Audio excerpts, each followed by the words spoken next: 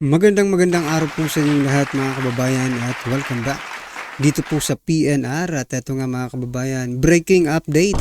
Lagot na Senado umalma sa ayuda. Nako, Coco Pimentel nilaglag, Martin at Kongreso mananagot na. Nako, yan mga kababayan ang ating alamin at mula po ito kaya Banat Kabayan TV. Nasa description po ang full video link ng video ito. Subscribe na po kayo. At ito nga mga karibin natin, nasa thumbnail po natin, kapos sa ayuda. OMG, saan napunta ang budget? Yan mga kabayan, patungkol po riyan. Ang ating ring bibigyan ng komento at ito pa. Isasabay na rin po natin itong mga topic na ito, no? Pag-usapan po natin at bigyan natin ng reaksyon itong kasi ngayon sunod-sunod po yung yung bagyong pumapasok dito sa ating bansa. So eto mga kababayan, muli po nating sasariwain ang naging pahayag ni President Bongbong Marcos Jr. Sa kanyang SONA about dito sa flood control project na ito. At kung ano nga ba ang ginagawa ng gobyerno ngayon. Kasi mga kababayan, sunod-sunod nga po, lalo na dyan sa Bicol, no? Nakita ko po talagang lubog ang Bicol ngayon, mga kababayan, dahil po sa baha, no? Umaabot ng second floor or hanggang bubong na po yung kanilang baha, mga kababayan. At eto, President Bongbong Marcos Jr., sabi niya po we have some budgeting issues. Nako, may issue pala. Kaya sinabi nga natin dito sa thumbnail natin, saan napunta yung budget kung may issue dito sa budget na ito. Nako, mamaya pag-usapan po natin yan mga kababayan. At ito pa, nagkukulang po tayo sa budget mga karbo natin, pero ang Pilipinas po ay nasa top 5 sa biggest borrower ng World Bank. Nako, napakalaking question mark, no? Kulang tayo sa budget pero tayo pala ang panglima. Mamaya ipapakita po natin yan. Panglima po tayo sa pinaka mataas, no? O pinaka malaking mangungutang sa buong mundo. Nako, world record na naman po tayo. Top 5 na mangungutang. Pag-usapan din po natin yan mga kababayan. At ito pa, gaya nga po ng sabi ko, sa Bicol po ay umaabot na po ng second floor ang kanilang baha. Kaya mamaya mga kababayan, atin pong ipapakita kung magkano nga ba ang nakukuha ng Ako Bicol Party List, no? Dito sa or ng Bicol, no? Yung mga congressman ng Bicol. Kung magkano nga ba ang nakukuha nila dito sa flood control projects mga kababayan. Mamaya ipapakita po natin at masyashock po kayo. Bakit ganito ang nangyayari? Napakalaki naman pala ng flood control projects ninyo. Mamaya At ito pa. Nako, itong matindi. Ito talagang matindi mga kababayan. Timor-Leste. Humihingi ng tulong sa Pilipinas sa usaping disaster management. Ano ba itong Timor-Leste na ito mga kababayan? Bulag ba sila? Pilipinas pa talaga ang hihingan ninyo ng disaster management. Nakikita nyo na nga. Nasaan ang management? Well, hindi mga kababayan, pag-usapan po natin yan maya-maya lang, okay? At eto na, simulan na po natin dito kay President Bongbong Marcos Jr. Eto, pasok. Mahigit 5,500 flood control project ang natapos na at marami pang iba ang kasalukuyang ginagawa sa buong bansa. Number 1, sinungaling. Sa Albay, inanod ng baha ang mga bahay na ito sa barangay Bonbon sa Libon. Ang pinakamahalaga ay ang buong bansa ay matibay at laging handa sa nakakapinsalang mga sakuna. Pangalawa, in the difficult moments, hindi siya nagpapakita. So yun mga kababayan, in the difficult moments, hindi po siya nagpapakita. Si Lenny po ang nagsabi niyan, ha? Grabe to. Sa sobrang taas ng tubig, halos bubong na lang ang makikita sa ilang bahay. Ang lalaking ito na trap na sa loob ng kanilang tahanan. Nangunguna ang ating mga DRRM workers upang tiyakin ang ating malawakang paghahanda at ang ating pagiging mulat at listo sa anumang oras.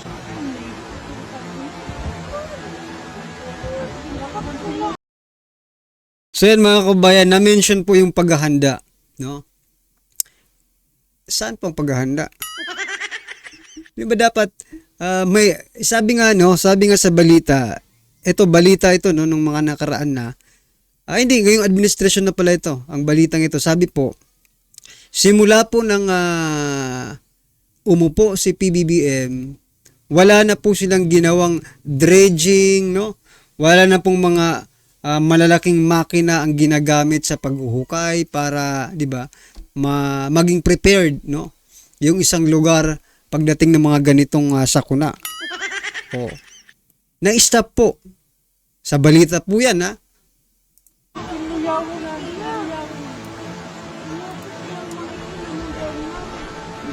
Bilang pangunahing paghahanda, nagtatayo tayo ng mga mahalagang infrastruktura na magsisilbing proteksyon at sentro ng koordinasyon, lalo na sa aspeto ng paghahatid tulong. So yan mga kabayan, infrastructure daw no? Ano kaya kung hanapan natin ngayon si President Bongbong Marcos Jr. nang sinasabi niyang infrastructure? Oo nga pala, baka yung binangga ng barko, yung sinasabi niyang infrastructure. Kaya bumabaha kasi binangga ng barko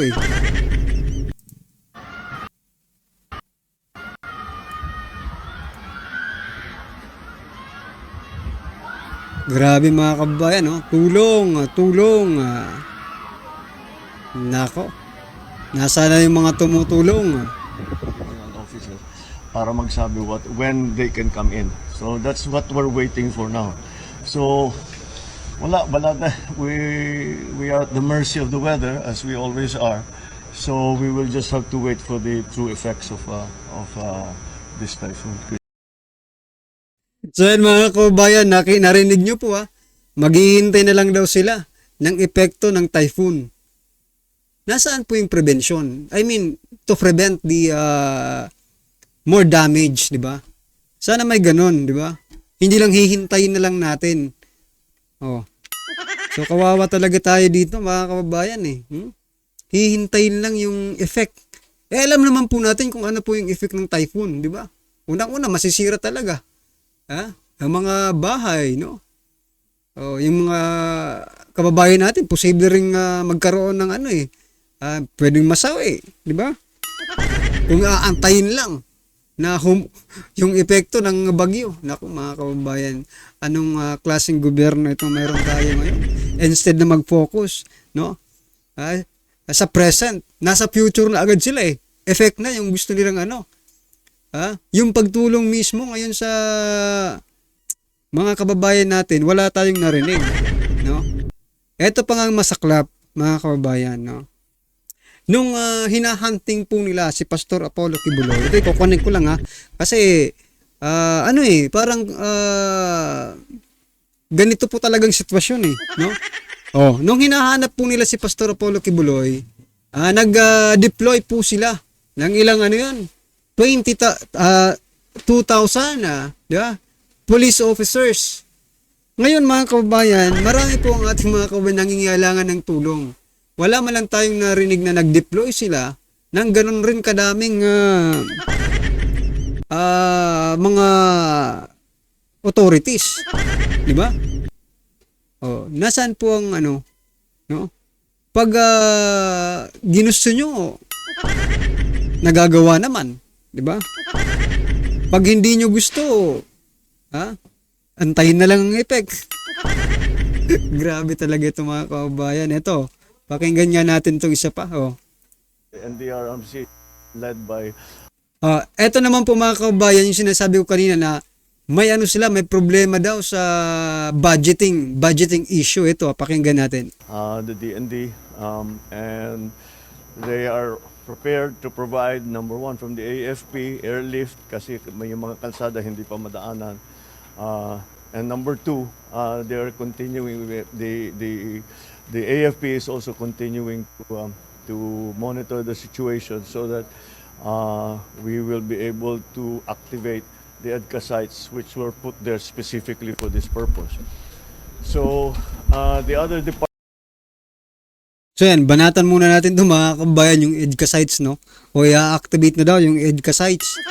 Alam yan mga kababayan, nung kay Pastor, yan, ito nga yung sinasabi ko kanina, nung kay Pastor Apollo Kibuloy, nag-deploy po kayo ng napakaraming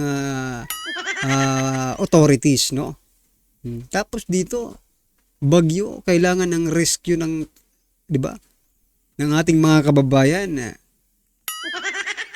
Walang deployment, napakaraming ibig ko sabihin mga kababayan, dapat mas marami po ngayon ang inaatasan diyan di ba? To make sure the security of the people. Pero aasa pala tayo sa EDCA sites, no? Grabe. Well, anyway, at least magagamit na ngayon yung EDCA sites. Departments seem to be well prepared. We have some budgeting issues simply because meron tayong napakarami ang dumadaan na bagyo.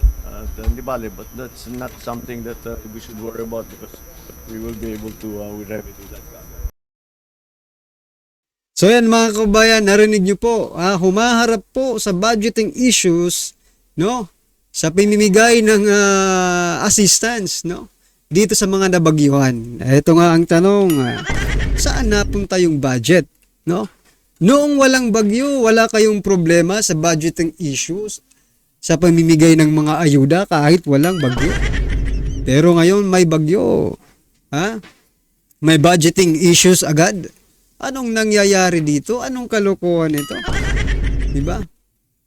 Eto mga kababayan, ang tawag ito, unpredictable ito. So, like for example, yung DSWD, may budget na yan mga kababayan. May mga budget na yan. Bakit ngayon? Budgeting issues agad. Ano nangyayari? Yan nga ang tinatanong ng ating mga kababayan. Bakit daw noon? Nung wala pang mga sakuna, walang bagyo, walang baha. Napakasigasig po ninyong mamigay ng mga ayuda. Bakit ngayon? Eto na ang kailangan tuloy ng ayuda. May budgeting issues na. Ano sa palagay niyo mga kababayan? Anong nangyayari na? Dahil nga po dyan, budgeting issues, World Bank, eto, naglabas po tingnan nyo naman. Dahil po sa budgeting issues na yan, ito ipapakita po natin. Top 5 sa biggest borrower ng World Bank ang Pilipinas sa loob ng dalawang magkasunod na taon.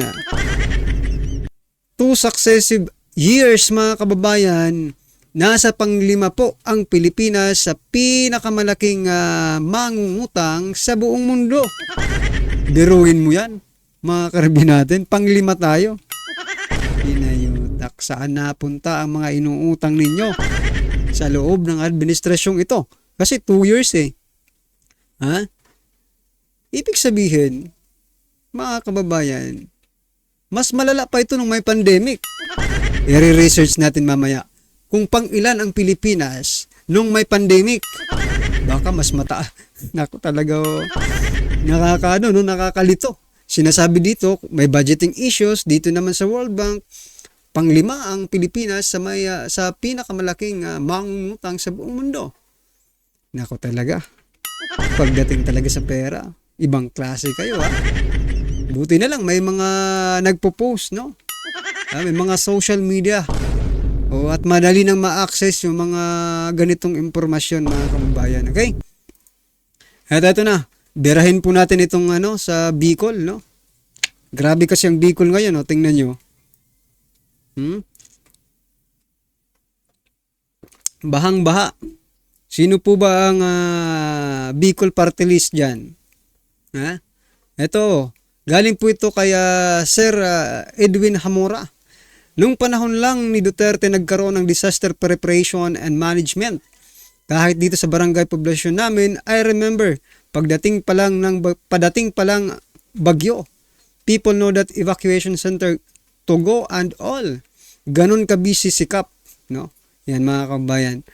Oh. Totoo naman eh, no? Noong panahon lang ni PRRD, merong active po itong mga, kasi may dredging tayo, no? Nakikita ng taong bayan na naghuhukay, nililinis yung mga kanal, nilinis yung Manila Bay. Oh, ngayon, anong masasabi nyo, mga kababayan? Well, anyway, focus muna tayo dito kasi ako Bicol Party List, oh. Ako Bicol Party List ni Saldico, yung chief ng Committee on Appropriation, mga kababayan. Meron pala silang flood control projects in Bicol completed from July 2022 to May 2024. Yan mga kababayan, noong 2022, 14 billion. 2023, 9 billion plus. At 2024, ano to 14 million mga kababayan. So, ang tanong, saan napunta ang mga perang ito gayong ganito kataas pa rin ang baha? Siyempre, hindi natin maiiwasan talaga ang baha, di ba? But, kailangan may makita tayo mga flood control projects, mga kababayan. Although, it is the nature, no? Kapag may bagyo talaga, may baha. Pero, kailangan po natin makita kung saan napunta. Kasi hindi na lang pwedeng i-accept natin ng i-accept, no? Oo, accept natin na may baha. But, unacceptable yung perang ito kung saan napunta. Di ba? Kayong wala naman sigurong nakikitang paghuhukay dyan. Well, anyway, kayong mga taga Bicol, kayo lang pong makakasagot kung meron ba talagang flood control project dyan. Ang ako Bicol Party List, no? At ang inyong mga congressman dyan. Ano sa palagay nyo, mga kababayan? May hocus-pocus ba? Nako, baka si ano lang to, baka magaya lang to kaya Estila Kimbo ng Marikina. Oh, napakalaki na yung kanyang mga budget, di ba? Sa flood control projects. Pero ganun rin. Well, anyway, ano pong inyong reaction dyan, mga kababayan? At eto pa. Dahil sa mga nangyayaring ito sa Pilipinas, no? Itong Timor-Leste, mga kababayan, mukhang bulag. Eto. Timor-Leste seeks Philippine help in disaster management. Talagang may topak din itong Timor-Leste. Disaster management.